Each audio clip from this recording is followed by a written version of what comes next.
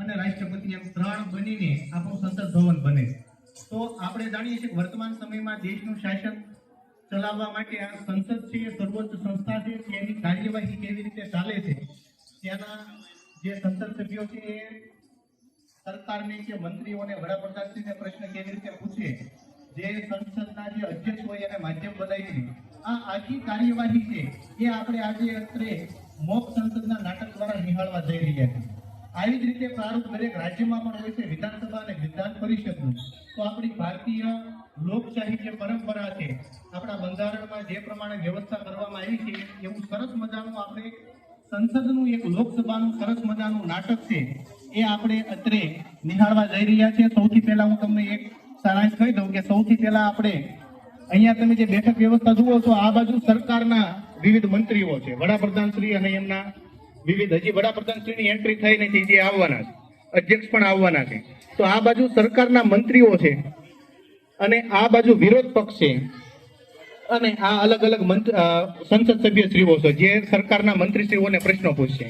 હવે આ ચર્ચા દરમિયાન ઘણા બધા એવા પ્રશ્નો હોય છે જેમાં જે ચર્ચા થતી હોય છે એ ખૂબ જ એવું સ્વરૂપ ધારણ કરે છે કે આપણને એમ થાય ઝઘડો થઈ ગયો. તો એવો જોરદાર વિરોધ પણ થતો હોય છે સરકારનો, અને સંસદીય પ્રણાલી દ્વારા એના જવાબ આપવામાં આવે છે, પ્રશ્નો પૂછવામાં આવે છે. આવું બધું થતું હોય છે ત્યારે અધ્યક્ષે એના માધ્યમ દ્વારા બધું શાંત પાડવામાં આવે છે અને આખી પ્રોસેસ કેવી રીતે ચાલે છે અને કોઈ પણ ખરડો જ્યારે પસાર કરવો હોય તેનું વોટિંગ કેવી રીતે થાય છે, નવા સંસદ સભ્ય ચૂંટાઈને આવ્યા હોય તો એનું શપથ વિધિ છે એ પણ કેવી રીતે થાય છે. આ બધી જ બાબતોનું આપણે ઝીણવટભર્યું આ નાટકમાં અવલોકન કરીશું અને મજા આવશે નાટક. તો હવે આપણે અત્રે શરૂ કરવા જઈ રહ્યા છીએ સંસદનું નાટક. સૌથી પહેલા આપણે વડાપ્રધાનશ્રીની એન્ટ્રી થશે અને પછી લોકસભાના અધ્યક્ષ.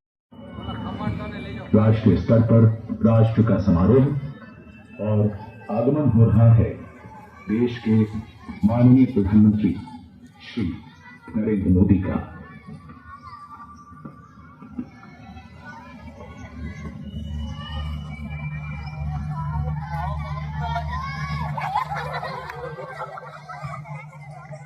A slight drizzle welcomes the Prime Minister at Vijay Chowk. Hey, public, काम करो. Different ways, and of course, there is the civil element and then there is the religious element.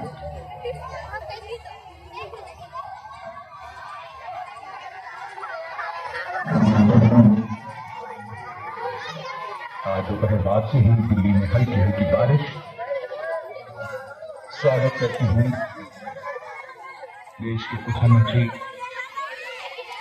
Shri Narendra Modi, उनकी अगवानी की गई. सबसे अभिवादन स्वीकार करते हुए माननीय प्रधानमंत्री. गेट खोलो, कोई जवान से.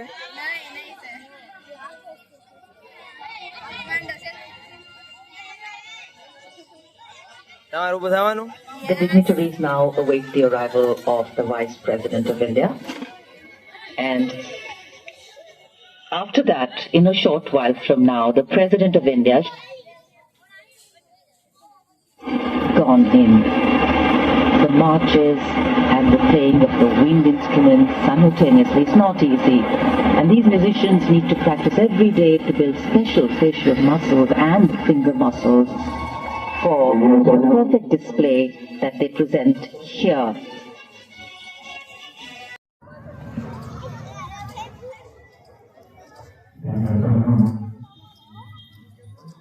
आज दोपहर बाद से ही दिल्ली में हल्की हल्की बारिश.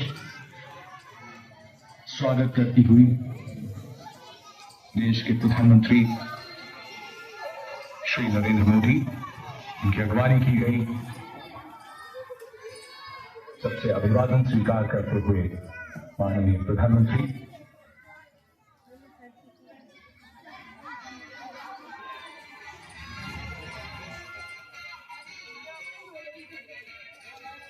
The dignitaries now await the arrival of the Vice President of India, and after that, in a short while from now, the President of India has gone in.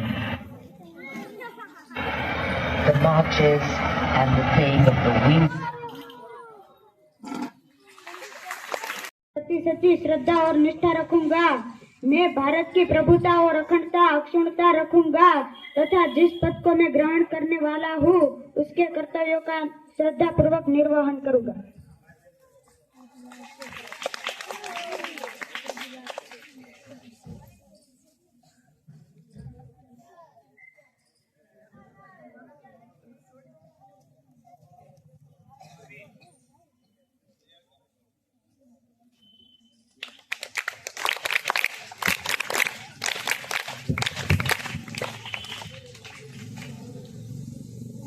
आज के शियालु सत्र के आखिरी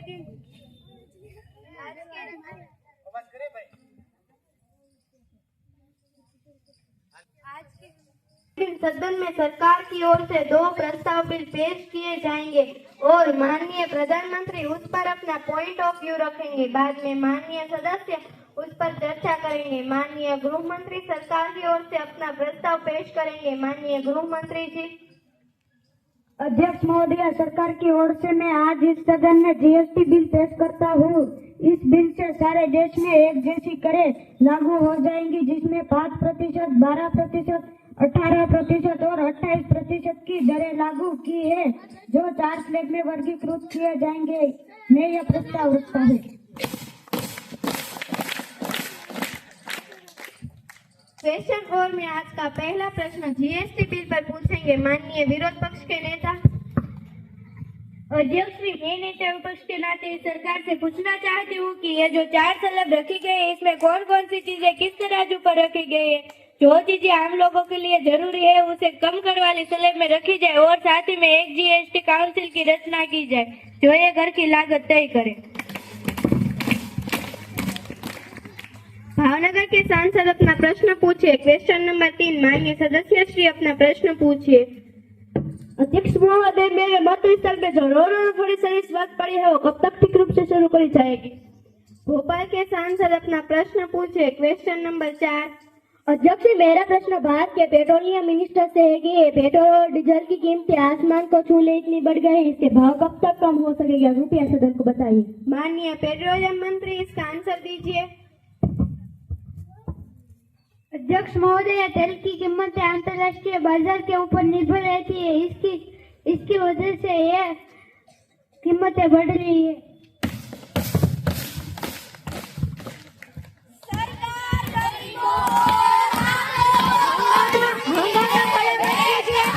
माननीय सदस्य श्री बैठ जाइए। इस सदन की कार्यवाही को आगे बढ़ने दीजिए। प्लीज बैठ जाइए। अगला प्रश्न श्रीनगर के सांसद अपना प्रश्न रखेंगे। क्वेश्चन नंबर 5 अध्यक्ष जी, मेरा प्रश्न संरक्षण मंत्री से है कि जम्मू कश्मीर में धारा 317 को हटाए जाने से व्यवस्थाएं बिगड़ रही है, तो आपकी सेना द्वारा ये व्यवस्थाएं कब तक नॉर्मल की जाएगी, सेना का क्या रोल होगा, कृपया सदन को बताइए। माननीय संरक्षण मंत्री प्लीज।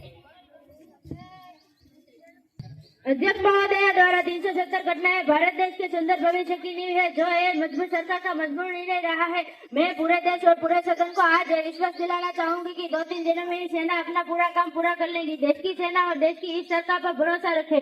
बीते कुछ वर्षों में जब विरोध पक्ष की सरकारें थी, तब देश जानता है कि दिन में पत्थरबाजी और आतंकी घटनाएं आम हुआ करती थी, जो है आज सब कुछ इस सरकार के लहर जैसे इच्छा शक्ति से चकनाचूर हो गया। माननीय सदस्य प्लीज बैठ जाइए। हंगामा खड़ा मत कीजिए। सदन की कार्यवाही को आगे बढ़ने दीजिए प्लीज। देश का आम बजट कहता है कि देश विदेश के जो अर्थल और ज्यादा डूबता जा रहे, तो इस सरकार से कहना चाहती हूँ कि सरकारी खर्च बिन व्यवहारिक है, उसे बंद करना चाहिए। इस माननीय नाणा मंत्री क्या कहना चाहेंगे। Finance minister please.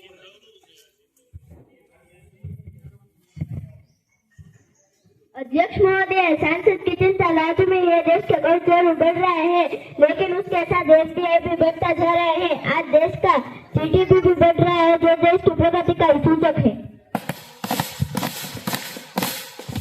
कोलकाता के सांसद अपना प्रश्न पूछेंगे। प्रश्न नंबर 10 माननीय सदस्य अपना प्रश्न पूछे। अध्यक्ष महोदय, मैं मानव संसाधन मंत्री से पूछना चाहती कि नई शिक्षा नीति कब तक लागू की जाएंगी। मानव संसाधन अध्यक्ष, नई शिक्षा नीति 30 सालों बाद लागू की जा रही है, जिससे देश की प्रगति निश्चित होगी। ये ड्राफ्ट आने वाले कुछ दिनों में लागू किया जाएगा। बनाने का कोई विचार या कार्यवाही सरकार की ओर से की जा रही है या नहीं। कानून मंत्री प्लीज।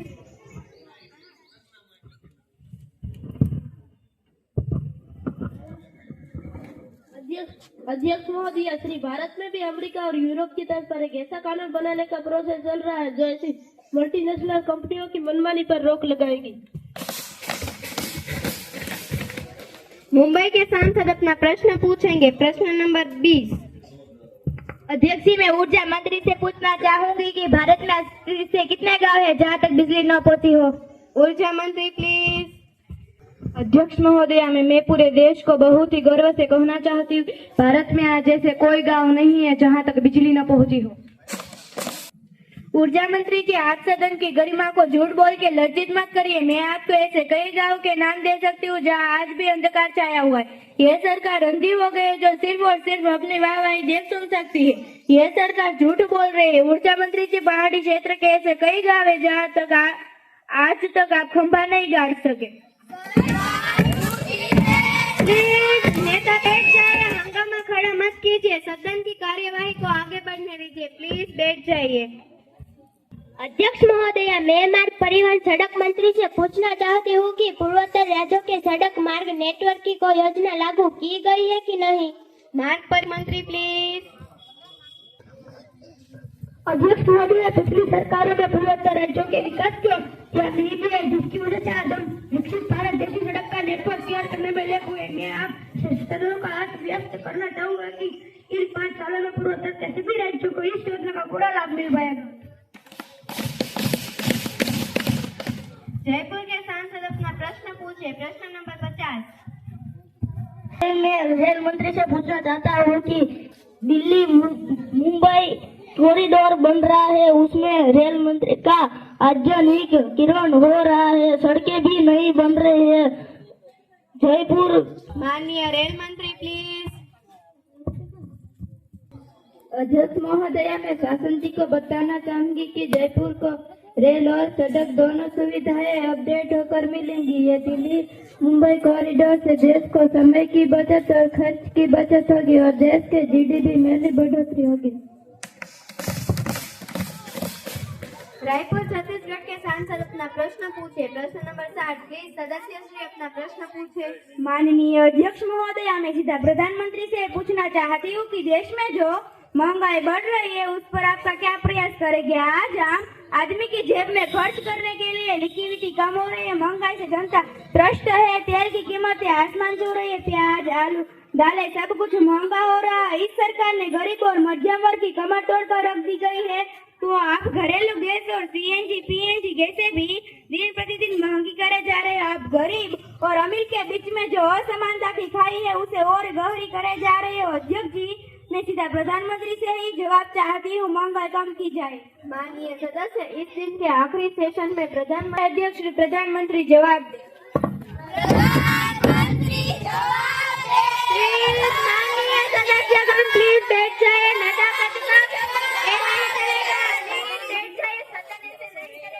में सरकार कानून से असत्य धन संशोधन विधेयक कानून से अमेंडमेंट बिल पेश कर रही हूँ, जो देश के पुराने व्यवहार कानूनों को रद्द करने और उपयुक्त व्यवहार में कानून बनाने और संशोधन न करने हेतु जरूरी है। पूछना चाहता हूँ कि कितने कानून है जो सरकार रद्द करना चाहिए। माननीय प्रसारण मंत्री जी जवाब दीजिए। अध्यक्ष महोदय, आज तक की सूची में ऐसे कानून जो सरकार रद्द करना चाहते हैं। मैं प्रधानमंत्री से पूछना चाहती कि सरकार कार्य सिर्फ इस सदन को विश्वास दिलाए कि सरकार इन सभी प्रश्नों को ध्यान में रखकर विशेष प्रयास करे और सरकार एक देश मोड में कार्य करती देखे कार्य की आज जनता बदलाव माहिती ये बदलाव कम समय में देश की जनता देख पाई।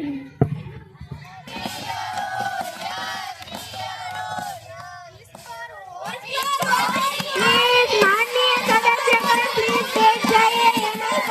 इस प्रस्ताव पर अब प्रधानमंत्री ही अपना जवाब इस सदन को करेंगे। माननीय प्रधानमंत्री प्लीज। माननीय अध्यक्ष महोदय, सबसे पहले तो मैं आज इस सदन को बधाई देती हूँ कि देश हित के ये दोनों प्रस्ताव पारित हुए हैं जो देश की दशा और दिशा बदलने में सक्षम है।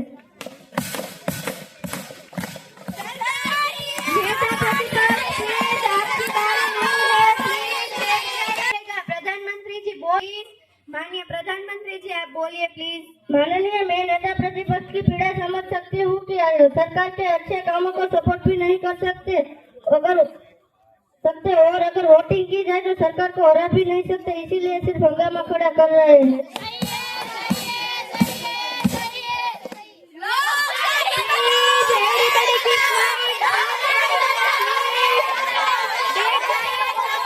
सबकी बारी है कि प्रधानमंत्री जी अपना जवाब दे रहे हैं। प्लीज बैठ जाइए। माननीय प्रधानमंत्री जी आप बोलिए प्लीज। माननीय अध्यक्ष महोदय, मेरी सरकार गरीबों की सरकार है। मेरी सरकार का एक ही उद्देश्य है, सबका साथ, सबका विकास, सबका विश्वास। यही मंत्र लेकर हम निकल पड़े हैं। आज देश बदलाव देख रहा है। देश के नौजवानों को रोजगार मिल रहा है। नई नई योजनाओं से हर एक क्षेत्र को जोड़कर लाभ दिया जाता है। गरीबों, किसानों, आदिवासी, शोषित, पीड़ित, महिलाओं और बच्चे, इन सबको विशेष ध्यान रखा जाता है। आतंकवाद, नकलसवाद, माओवाद आज नाम से धोखा रह गया है। आज देश मंगल ग्रह तक पहुंच गया है। देश की सेना और शस्त्र आधुनिक बन रहा है। आज देश की इकोनॉमी विश्व की सबसे तेजी से आगे बढ़ने वाली इकोनॉमी बन गई है। आज भारत विश्व के हर एक मंच पर मौजूद है और भारत के बिना विश्व कोई निर्णय नहीं ले सकता। ये देश की ताकत देश के नागरिकों ने बहुमती से चुनी हुई सरकार की मजबूत इच्छा शक्ति की वजह से है। मेरी सरकार का एक ही धर्म ग्रंथ है, देश का बंधारण और लोकशाही को और भी मजबूत करने के प्रयास हम कर रहे हैं। ये हमारे भारतशाही की ताकत है कि यहाँ कोई आम भी खास बन सकते हैं। आज देश आगे बढ़ रहा है और यही बात कुछ लोगों को खलती है कि हम नहीं कर सकते, वो ये सरकार कर रही है, इसलिए आप उछल कूद कर रहे हो। लेकिन देश ने सब ठान लिया है कि देश अब पीछे मुड़ के नहीं देखेगा। इस सदन में बैठे हर एक सदस्य को मैं आह्वान करती हूँ कि आइए हम सब मिलकर के एक भारत श्रेष्ठ भारत, एक भारत समृद्ध भारत, एक भारत विकसित भारत, एक भारत सशक्त भारत बनाते हैं। वंदे मातरम। भारत माता की जय।